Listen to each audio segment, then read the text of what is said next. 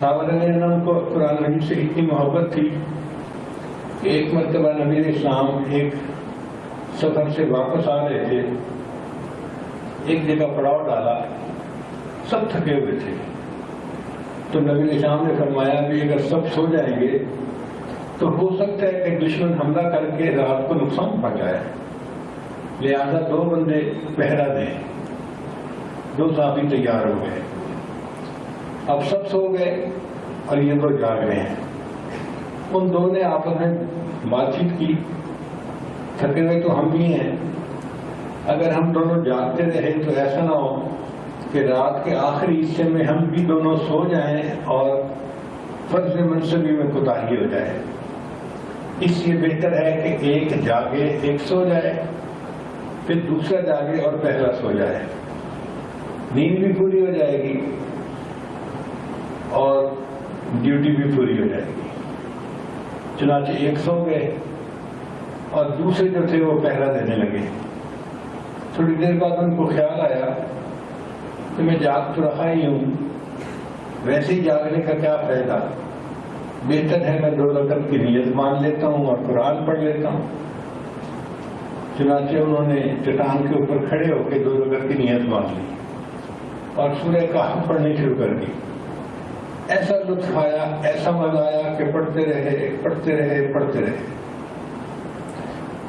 دشمن قریب تھا، اس نے آ کے دیکھا کہ سب سوئے ہوئے ہیں، یہ اچھا موقع ہے شب خون مارنے کا، مگر ان کو محسوس ہوا کہ اندھیرے میں چٹان کے اوپر کوئی بندہ جیسے کھڑا ہے،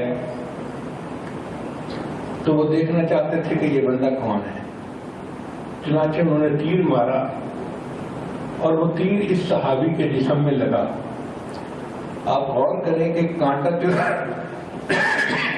چبھنے کی کتنی تکلیف ہوتی ہے، اور تیر تو انسان کے جسم کو چیر کے رکھ دیتا ہے۔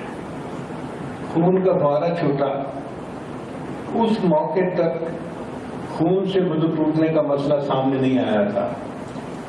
وہ صحابی نماز پڑھتے رہے، ہمارے جسم میں مکھی آ کے بیٹھ جائے ہماری توجہ ختم۔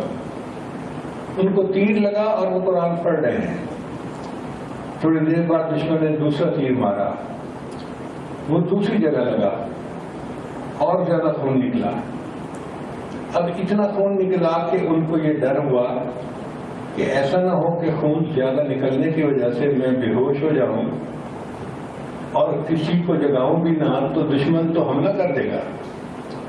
انہوں نے جلدی جلدی سلام پھیرا اور اپنے دوست کو جگایا اور کہا کہ اگر مجھے فرض منصبی میں کوتاہی کا ڈر نہ ہوتا، میں تیروں پہ تیر تو کھاتا رہتا، سورہ کہف کو مکمل کیے بغیر سلام نہ پھیرتا۔ آپ بتائیں ان کو کیا لطف آتا ہوگا۔ میں تیروں پہ تیر تو کھاتا رہتا، سورہ کہف کو مکمل پڑھے بغیر سلام نہ پھیرتا۔ ایسا ان کو لطف اور مزہ آتا تھا۔ ہم اس مزے سے واقف ہی نہیں ہیں۔